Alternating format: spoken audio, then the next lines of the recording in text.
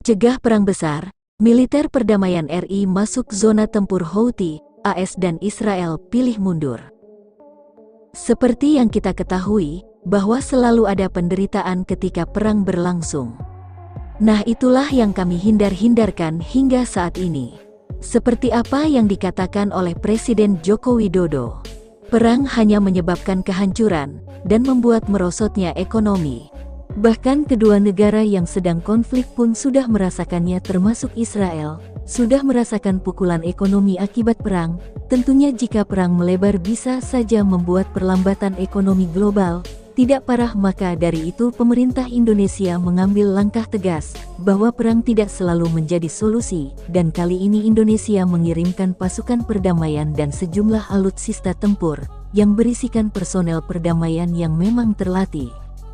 Kapal Perang Republik Indonesia KRI Diponegoro 365 menjalankan misi perdamaian di perbatasan Lebanon yang berlangsung selama setahun pada 2024. Komandan KRI Diponegoro Letkol Laut Wirastio Haprabu di Batam mengatakan kapal perang dengan 120 personel tersebut akan melaksanakan tugas perdamaian bersama Satgas Garuda Maritim. Taskia menjelaskan KRI Diponegoro 365 tersebut tiba di Pangkalan Angkatan Laut Batam pada tanggal 13 Desember untuk mengisi bahan bakar dan bekal sebelum melanjutkan perjalanan ke Kolombo pada tanggal 17 Desember tahun 2023. Saat ini kita sandar di Batam untuk melakukan isi ulang bahan bakar dan pengecekan final.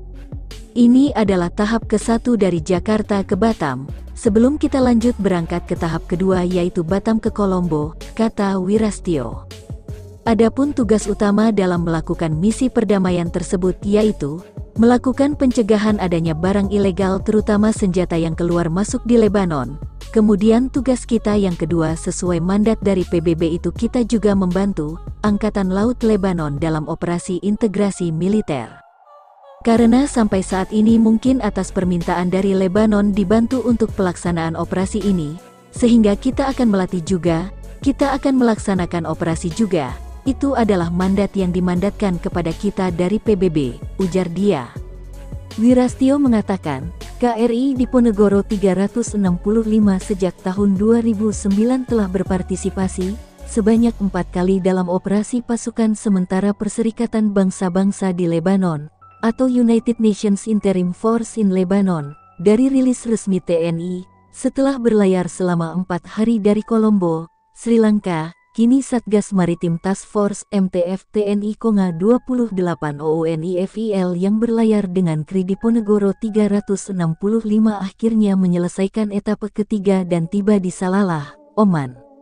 Kedatangan KRI Diponegoro 365 ini disambut dan diterima oleh Duta Besar LBB Peri Muscat, Oman, HM Muhammad Irzan Johan yang didampingi oleh Atase Laut Republik Indonesia di Riyadh, Kolonel Laut S. Dudi Hilmansyah beserta staf kedutaan RI. Bapak Dubes merasa sangat bangga dengan kehadiran KRI Diponegoro sebagai duta bangsa dalam misi perdamaian dunia PBB di Lebanon. Pada kegiatan ini, Dubes melaksanakan siptur dan diakhiri dengan foto bersama sayangnya. Tak lama setelah keberangkatan KRI Diponegoro 365, Ketua Departemen Sejarah, Peradilan Kriminal dan Ilmu Politik Universitas Campbell yang juga merupakan sejarawan maritim Sal Mercogliano lewat akun X menyebut jika KRI Diponegoro TNI AL Indonesia memasuki medan pertempuran. TNI AL Indonesia juga berusaha berkomunikasi dengan sejumlah pihak saat KRI Diponegoro 365 melewati daerah berbahaya dalam menjalankan misinya ke Lebanon. KRI Diponegoro 365 menjalankan peran jaga perang saat melintasi area pertempuran Houthi. TNI AL Indonesia juga berusaha berkomunikasi dengan sejumlah pihak saat KRI Diponegoro 365 melewati daerah berbahaya dalam menjalankan misinya ke Lebanon. KRI Diponegoro 365 adalah salah satu armada TNI AL Indonesia yang bertugas menjaga kedamaian di Timur Tengah. Di tengah perjalanan kapal perang TNI AL Indonesia KRI Diponegoro 365 menjalankan misi PBB, Timur Tengah bergejolak. Hal ini tak lain karena kelompok Houthi telah berjanji untuk menargetkan kapal apapun yang terkait dengan Israel di Laut Merah, yang menjadi jalur lalu lintas sekitar 12% dari seluruh perdagangan global, sebagai bentuk solidaritas terhadap Gaza yang telah dibombardir melalui darat, laut, dan udara oleh militer Israel.